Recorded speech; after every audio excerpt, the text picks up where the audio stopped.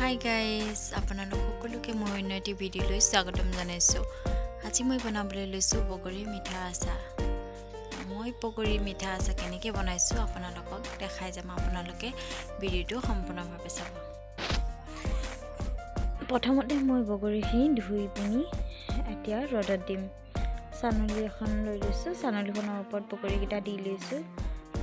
এতিয়া মই চাইছো বগৰীগাল শুকাইছে নে নাই শুকোৱা। এতিয়া বগৰীগাল শুকাই গ'ল, মই বনাবলৈ হৈ যাব আৰু।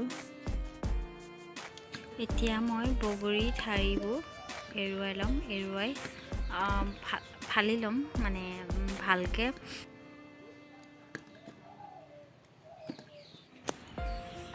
এয়া ফালি ল'লোঁ ধুনীয়াকৈ। এতিয়া মছলাখিনি ৰেডি কৰি লৈছোঁ। তাৰপাছত তেল দি দিছোঁ, তেলখিনি গৰম হ'ব লাগিব। তাৰপাছত ৰেডি কৰি লৈছোঁ আৰু এতিয়া নহৰু দি দিম। তেল গৰম হৈ গ'ল অকণমান, আৰু এতিয়া বগৰী দি দিছোঁ। অকণমান টাইম লৰাই ভাজি থাকিম মই।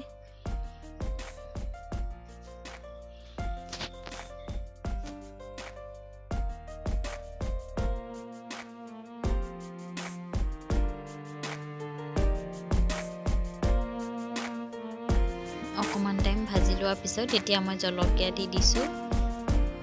জলকীয়া আপোনালোকে জ্বলা যদি খাই ভাল পায় তেতিয়া সৰহকৈ দিব পাৰা, মই কম খাওঁ সেইকাৰণে কমকৈ দিছোঁ।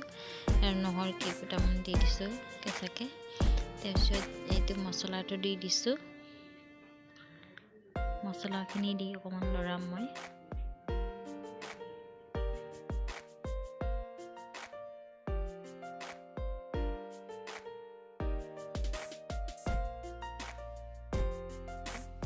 এতিয়া মই নিমখ দি দিছোঁ। নিমখ মানে চাই মেলি দিব আৰু ভাল লগাকৈ। তাৰপিছত দিম মই এতিয়া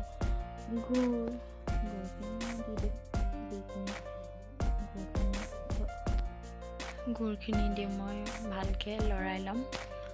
গুড়খিনি যাতে চবৰ লগতে মিলি যায়, আৰু অকণমান বনাই থাকিম। আৰু এয়া চাওক কিমান ধুনীয়া লাগিছে, মানে মোবাইলত ইমান ভাল নহ'ব পাৰে, কিন্তু এনেকৈ বহুত ভাল লাগিছে চাবলৈ। এতিয়া বেলেগত মই মানে অজৰাই ল'ম, ঠাণ্ডা কৰি ল'ম। তাৰপাছত মই বৈয়ামত ভৰাই থ'ম। চিচা বৈয়াম হ'লে বেছি ভাল হয়, আৰু মই চিচা বৈয়াম এটাকে লৈ লৈছোঁ।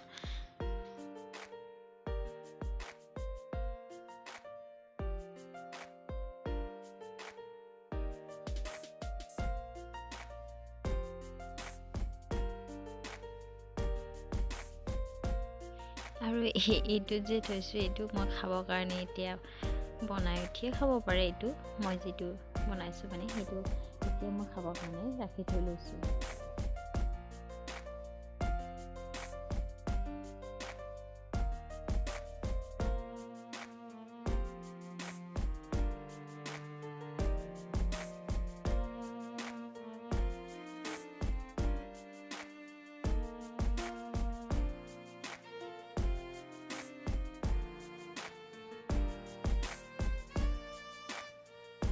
আৰু এতিয়া মই চিচা বৈয়ামটোত ভৰাই থ'ম। ভৰাই পিনি 2-3দিনমান ৰ'দত দিব লাগে, আৰু নিদিলেও হয়, কিন্তু ভাল হৈ থাকিবৰ কাৰণে ৰ'দত দিব লাগে।